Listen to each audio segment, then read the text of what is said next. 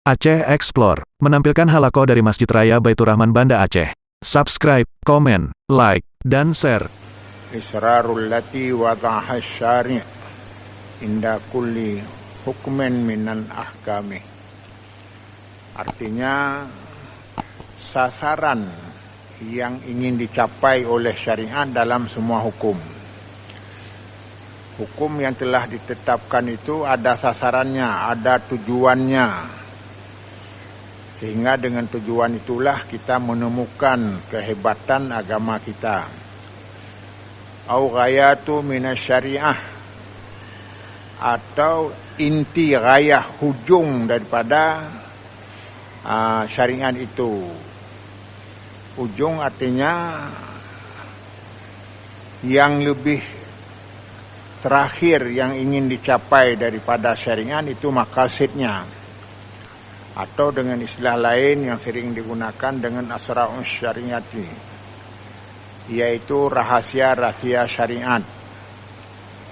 Artinya dalam setiap hukum yang ditetapkan oleh Allah ada rahasianya, ada tujuannya, ada sasaran yang dikehendaki oleh Allah Subhanahu wa ta'ala. Kita telah menerangkan satu di antaranya, yaitu hifdzuddin, yaitu satu di antaranya adalah memelihara agama. Dan telah kita uraikan betapa manusia pentingnya kepada agama, karena dengan agama adalah penyelamat di dunia dan juga penyelamat di akhirat. Kebahagiaan di dunia, dan yang lebih penting lagi juga kebahagiaan di negeri yang waktunya sangat lama, yaitu kita sudah mendengar bahwa lama hari kiamat satu hari saja sudah 1000 tahun. Bagaimana kalau kita ditempatkan di neraka satu hari, berarti 1000 tahun. Ini dalam ukuran dunia. Meskipun dalam pandangan Allah tidak demikian. Jamaah yang berbahagia, pada malam hari ini kita masuk kepada maqasidus syariah yang kedua, yaitu fi hafdzil aqli, dalam hubungan memelihara akal. Jadi memelihara akal, menjaga akal, menggunakan akal dengan baik, itu adalah tujuan daripada syariat kita. Memelihara akal apakah dengan memakai helm? Jadi helm itu kan untuk menjaga otak, jangan terbentur dengan aspal dan sebagainya. Itu bisa saja, karena otak kita berada di kepala, maka menjaga kepala bahagian daripada menjaganya, maka pakailah helm. Dari segi ini berarti helm itu adalah sebuah kebutuhan juga dari segi fisik. Tetapi yang lebih luas lagi, menjaga akal itu adalah memanfaatkan akal, menggunakan akal, dan jangan menyimpang dari ketentuan akal, keinginan akal. Maka karenanya manusia itu adalah berbeda dengan makhluk lain adalah karena akal. Dengan demikian, selama manusia masih memanfaatkan akal, masih menjaga akal, karenanya manusia itu akan mendapat kemuliaan. Sebaliknya, kalau manusia tidak lagi mengindahkan akal, artinya akal itu adalah sesuai dengan selera saja, tidak melihat batas-batas yang dibenarkan oleh akal, maka karenanya kita tidak beda dengan makhluk lain.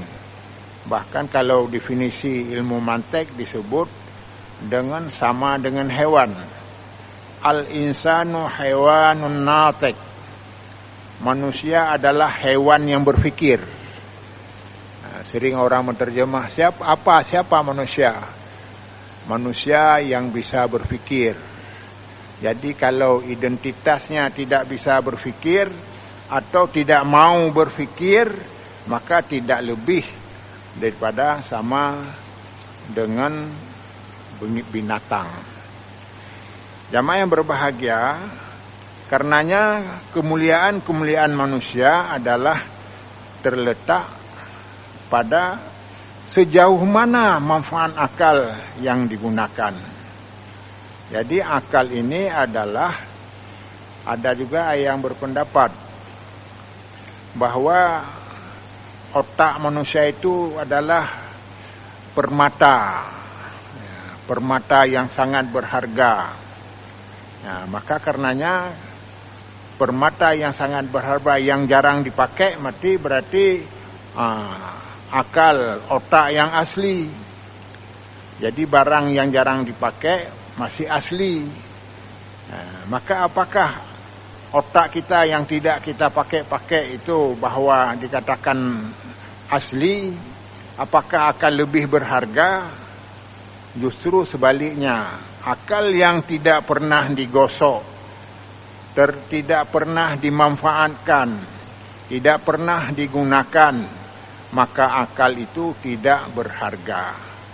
Akal tidak berharga, manusia itu pun tidak ada harganya. Jadi karenanya jamaah yang berbahagia, memelihara akal adalah bukan berarti supaya akal itu awet selama-lamanya. Memelihara akal adalah memanfaatkan akal dengan sebaik-baiknya.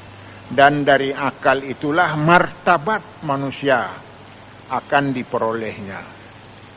Dalam perkembangan dunia sekarang adalah kenapa ada negara maju, ada negara yang terkebelakangan, bahkan ada yang negara yang mundur sama sekali karena fungsi akal yang tidak dimanfaatkan dengan sebaik-baiknya. Jadi karenanya agama kita sendiri juga demikian. Orang yang tidak menggunakan akal, maka orang itu akan mudah terbawa arus dalam hal-hal yang tidak diinginkan. Karenanya orang gila itu tidak dibebankan hukum. Kenapa tidak dibeban hukum? Karena tidak ada akal. La dina liman la aklalah. Tidak ada agama bagi orang yang tidak menggunakan akal. Maka sejauh akal itulah nilai agamanya. Dalam satu hadis yang saya lihat tadi, tidak tahu di mana tempat lagi, ibadatnya pun sangat tergantung daripada manfaat akalnya. Maka orang semakin sadar, semakin merasa nikmat dalam beragama. Karenanya Sayyidina Ali menyatakan, innal aqla aqlani masmu'un wa matbu'un la yanfa'ul masmu'u idza lam yakun matbu'un kama la yanfa'us syamsu idza kanal ainu mamnu'un. Akal kita ini ada dua. Akal masmu'un, sekedar didengar. Kita mendengar sesuatu karena dipengaruhi oleh akal. Kita dengar, banyak yang kita terima dan sebagainya. Tapi ada juga yang matbu'u. Matbu'u yaitu yang mantap, yang diterapkan. Artinya akal itu diterapkan penggunaannya. Dengan demikian bukan saja sekedar didengar, tetapi dicamkan dengan sungguh-sungguh. Maka orang itulah yang akan merasa lebih bermanfaat dengan akal. La yanfa'ul masmu'u idza lam yakun matbu'u. Tidak ada manfaat yang banyak didengar. Kita mendengar ini, membaca itu dan sebagainya, apabila tidak pernah dipraktekkan. Jadi permasalahan sekarang, karena manusia termasuk umat Islam, yaitu lalai dalam memanfaatkan akal sesuai dengan perintah Allah Subhanahu wa taala. La yanfa'ul syamsu, sebagaimana tidak ada manfaat matahari bagi orang yang buta. Jadi akal yang tidak digunakan sama dengan orang yang tidak ada faedah matahari. Kenapa tidak ada faedah matahari? Ada dan tidak matahari sama saja. Maka dengan demikian jamaah yang berbahagia, itulah salah satu tujuan daripada agama kita, menggunakan akal. Dan tidak satu ayat, dan bahkan bukan puluh ayat, hampir ratusan ayat yang menerangkan betapa pentingnya akal. Afala ya'qilun, apakah engkau tidak berfikir? Afala yatafakkarun, apakah tidak kamu berfikir? Afara'aitum ma tumnun, apakah engkau melihat apa yang engkau tumpahkan waktu bersetubuh? Afara'aitum ma tahrusun, apakah engkau melihat apa yang engkau tanam, yang sehingga yang ditanam itu menghasilkan dan sebagainya. Afara'aitum itu dalam surat apa namanya, dalam surah Al-Quran. Nanti itulah kelemahan saya, walaupun dihafal tapi ayatnya Waqiah, surat Waqiah. Afara'aitumul ladzi tamtarun, apakah air yang diturunkan di sini di muka bumi ini, apakah engkau fikirkan? Afara'aitumun nar allati turun, apakah kamu melihat bagaimana sinar matahari yang memancar di dunia, yang digunakan di dunia ini? Semuanya adalah diperintahkan untuk berakal. Maka semakin orang sadar kepada fungsi akalnya, maka semakin maju. Karenanya disebutkanlah dalam sebuah peribahasa, al-aqlu afdalu marjuin wal jahlu angka aduin. Akal adalah afdal, sebaik-baik harapan, sedangkan bodoh adalah seburuk-buruk musuh. Jadi artinya apa?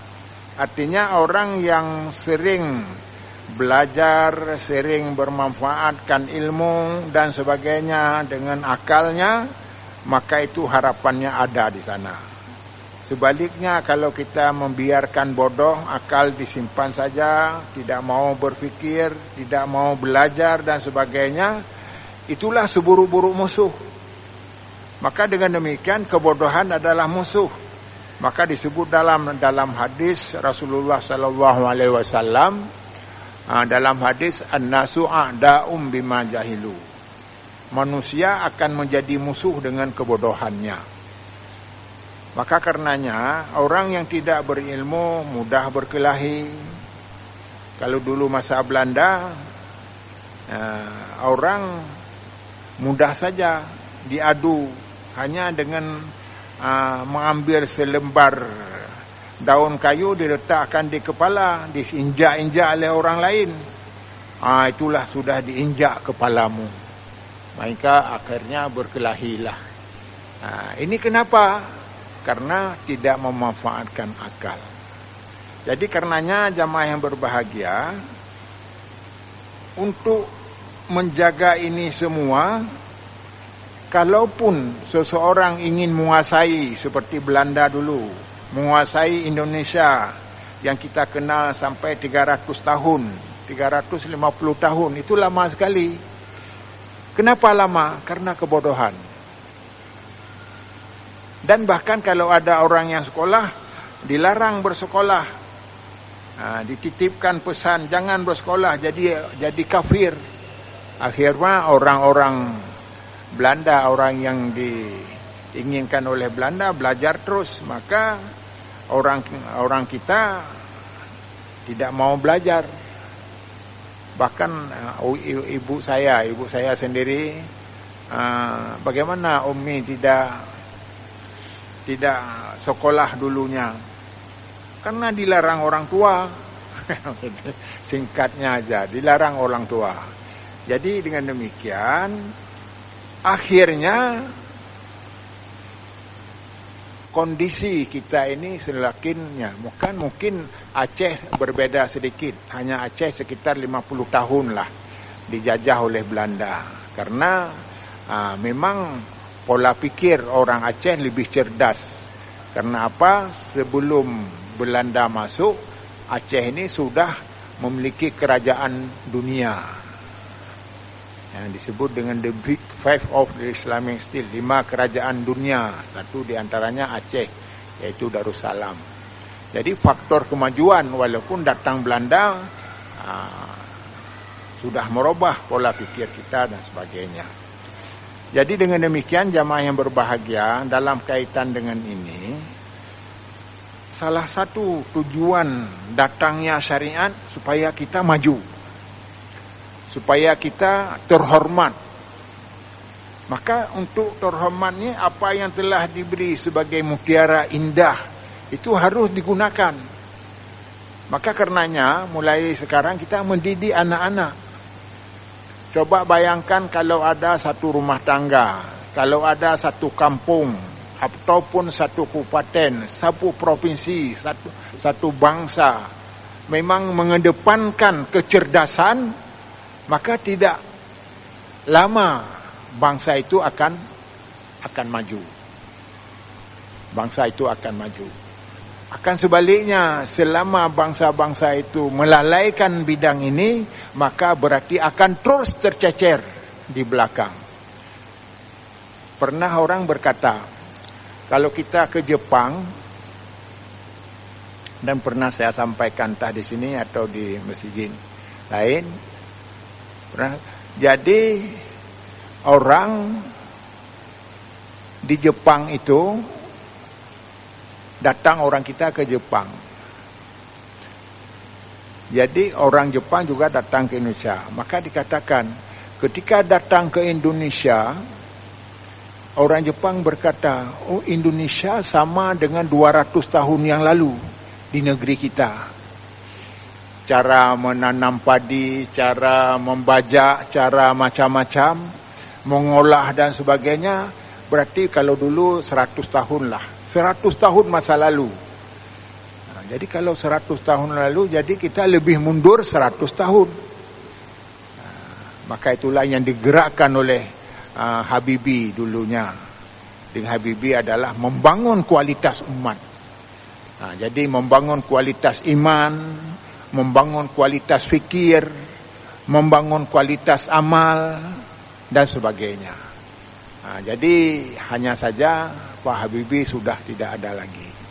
Bahkan pernah didirikan pendidikan-pendidikan eksat, termasuk pesantren kami satu di antaranya. Eksat yaitu pendidikan yang berhubungan ilmu kimia, fisika, matematik, dan satu lagi fisika, kimia, matematik, dan biologi. Ini diajarkan. Maka yang menarik apa? Dari hasil pendidikannya, semua anak yang lulus itu bisa kerja di mana-mana. Bisa kerja di mana-mana karena sudah siap, karena kemampuannya, karena kebutuhannya yang di mana saja kerja. Bahkan saya ada di telepon, saya mau kerja di mana Pak Ustadz? Saya menjawab, tidak tahu ilmu kamu, tidak tahu saya mana yang lebih, tetapi pilihlah mana yang kamu suka. Jadi inilah kalau nanti di Aceh juga dalam rangka menggerakkan kecerdasan umat, harus dipikirkan apa yang perlu dipelajari. Misalnya kalau sekarang masalah COVID, kita ribut misalnya karena apa? Wajar saja ribut karena kita hendak tahu bagaimana masalahnya.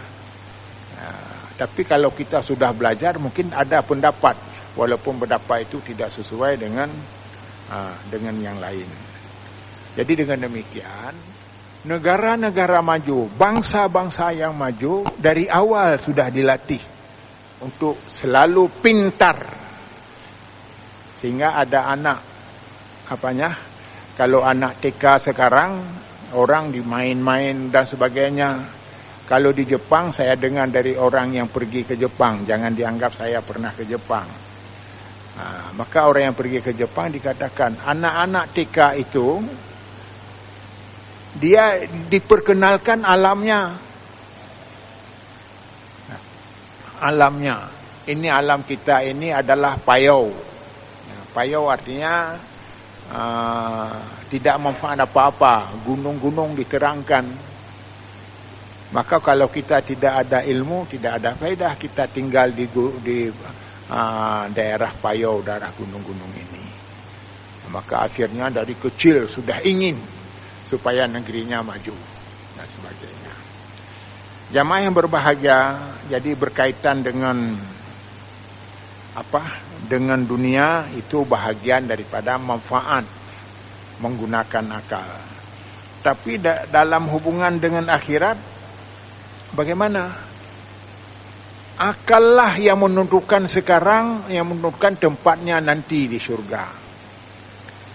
Bahkan orang-orang yang tidak aktif akalnya, tidak jarang menggunakan akalnya, tidak mau berfikir dan sebagainya, maka itulah sebagai penghuni neraka. Lau kunna nasma'u au na'qilu ma kunna min ashabis sa'ir. Andai kata kami tidak mendengar dan tidak menggunakan akal, maka kami ini tergolong penghuni neraka. Jadi dengan demikian, menggunakan akal itu ibadah yang paling besar. Ibadah yang paling besar.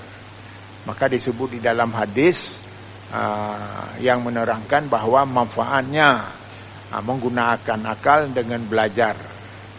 Karena innal ilma yatanazzalu manzilatal akhyar.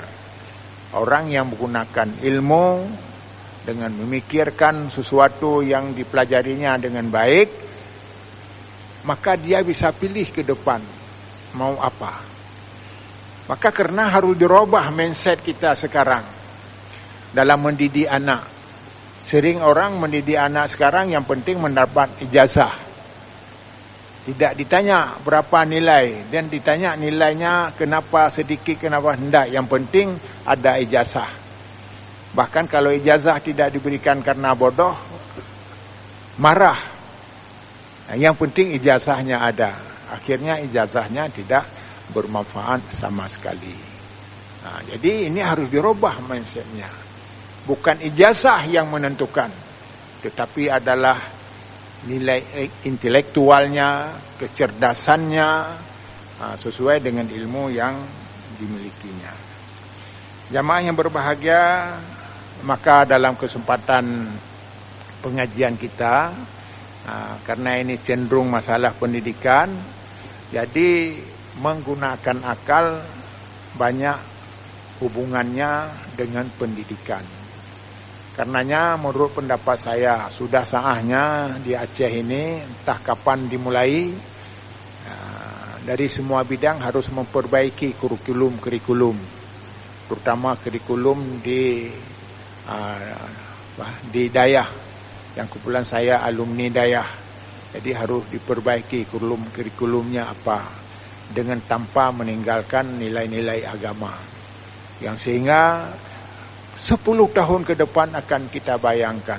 Untung juga dulunya kita memulai. Tapi kalau tidak pernah dimulai, maka akhirnya kita selalu dalam keadaan ketinggalan. Jamaah yang berbahagia, selanjutnya alasan yang berhubungan dengan agama. Akal itu hubungan dengan agama, di samping diperintahkan untuk menggunakan akal, dan menggunakan akal adalah bahagian daripada ibadah. Bahkan ada Imam Nawawi mengatakan, sesaat berfikir untuk kebaikan maka sama dengan beribadah puluhan tahun. Jadi inilah makna daripada kegiatan dalam hubungan dengan akal. Walaqad dara'na li jahannama minal jinni wal insi lahum qulubun la yafqahuna biha wa lahum a'yunun la yubsiruna biha wa lahum adhanun la yasma'una biha ulaika kal an'am bal hum adall ulaika humul ghafilun. Surat Al-A'raf. Kami halau manusia ini dalam api neraka, kami halau jin dan manusia ke neraka jahanam. Kenapa dihalau ke neraka jahanam? Karena jin dan manusia itu sama. Wa ma khalaqtul jinna wal insa illa liya'budun. Keduanya adalah tugas beribadah. Tapi dihalau ke neraka karena mereka ada hati tapi tidak pernah memahami. Nah, ini permasalahan, kita tidak peduli ya. Walahum ayunun, kita ada mata tidak pernah melihat bagaimana nikmat Allah, bagaimana kebesaran Allah dan sebagainya. Lebih-lebih dalam suasana sekarang dengan gempa di mana-mana, baru meletus Semeru, baru meletus Semeru. Namanya kalau salah, maaflah. Jadi bagaimana isi buminya dikeluarkan. Bahkan kalau nanti gempa tanda kiamat, mungkin kita tercengang juga. Kenapa tercengang? Waktu gempa menjelang kiamat itu sekali saja sudah hasil dalam bumi itu keluar ke atas, dari atas masuk ke bawah dan sebagainya. Maka kita lihatlah isi bumi banyak sekali harganya. Ada permata, ada intan, apalagi di laut. Baru-baru ini ditemukan di laut itu ada sungai. Yang sungainya mengalir berbagai harta yang berharga. Ada sungai besar. Jadi dalam air ada sungai. Ini kan aneh ini.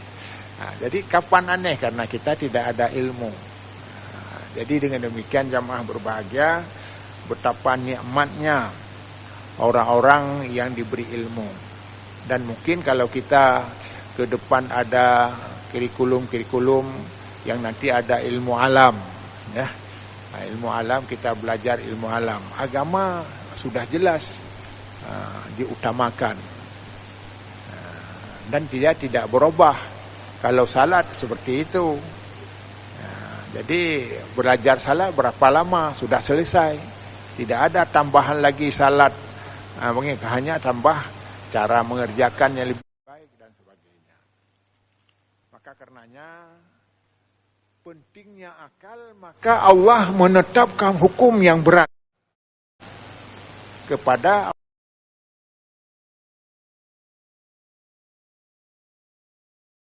anu ayyuki'a bainakum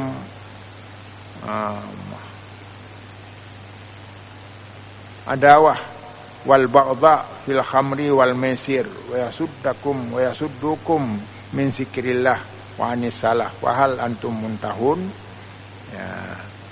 Syaitan itu selalu menghendaki supaya kita itu bermusuhan, marah. Kapan? Ketika menggunakan khamar dan berjudi. Maka orang berjudi, orang minuman-minuman yang memabukkan, itu adalah perangkap syaitan. Perangkapnya apa? Akan melupakan ingat kepada Allah. Bahkan akan benci kepada Allah. Dan juga akan meninggalkan salat. Jadi dengan demikian, orang syaitan itu memang dia mempengaruhi manusia, itulah melalaikannya melalui dengan minuman-minuman yang bermasalah ini, yang sehingga tidak lagi ingat kepada Allah, meninggalkan salat. Fahal antum muntahun, apakah kamu belum berhenti juga? Jadi ini disindirkan oleh Allah betapa bahayanya. Yas'alunaka fil khamri wal maisir qul fihima ismun kabir wa manafi'un linnas wa ismuhuma akbaru min naf'ihima.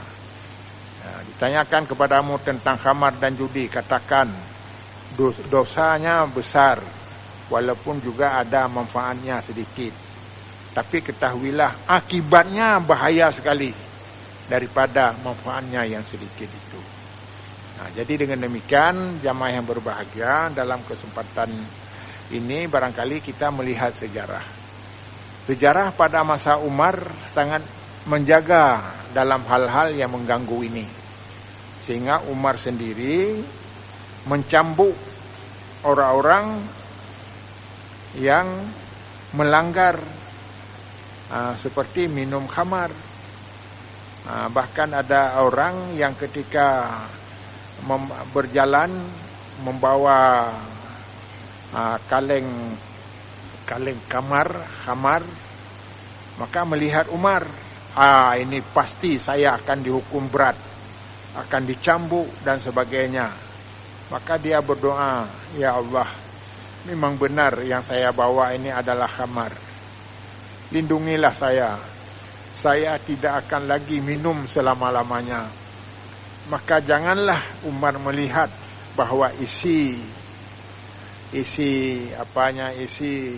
dalam botolnya itu, apakah botol kita tidak tahu, dalam botolnya itu adalah khamar. Akhirnya Umar memeriksa, setelah diperiksa dibiarkan, berarti dia tidak merasa bahwa itu khamar. Maka ternyata dia bersyukur, dan hari itu juga dilemparkan botol itu, dan sehingga dia menjadi orang yang taat. Dalam kesempatan ini tentu saja kita harus pandai-pandai menyikapi tuntutan zaman. Kalau dulu perang hanya dengan senjata, bahkan sampai sekarang juga masih ada yang hanya menggunakan senjata. Tapi yakinkanlah perang sekarang tidak lagi dengan itu, tetapi harus dirusakkan sebuah generasi, sebuah bangsa melalui hal-hal yang haram. Maka lahirlah narkoba, lahirlah sabu-sabu, dan bermacam-macam yang lain. Bahkan saya dengar 20% rakyat Aceh sudah terkontaminasi dengan minuman-minuman seperti ini. Dan katanya akan bertambah, mungkin diperkirakan sampai 40%. Jadi kalau ini bagaimana? Itulah kaki tangan nanti yang akan merusak agama kita. Karena orang yang sudah tidak berguna lagi akal, tidak pernah berfikir mana yang lebih bagus, tetapi mana yang lebih manfaat. Apalagi dengan mendapat uang. Maka banyak orang sekarang bergelimang dalam bidang ini karena memperoleh uang. Hati-hatilah. Marilah kita jaga anak-anak kita. Dan inilah sebuah solusi yang paling tepat. Kalau kita melihat tantangan yang dihadapi oleh umat Islam. Mudah-mudahan bangsa kita, negeri kita, termasuk daerah kita ini aman dan tidak mudah terpengaruh. Maka kita berterima kasih kepada pihak pengamanan yang memang sangat serius menanganinya. Karena kami tahu ada seorang murid, kamu di mana kerja? Saya sedang berjihad sekarang. Apa jihad? Saya pikir apa dia sudah mau berperang? Tidak, saya menangani narkoba. Narkoba di Aceh sudah merajalela. Maka saya bersungguh dan saya yakin pahala saya besar. Jadi itulah saya ketahui bahwa masalah ini adalah tantangan ke depan. Wabillahi taufiq wal hidayah. Wassalamualaikum warahmatullahi wabarakatuh.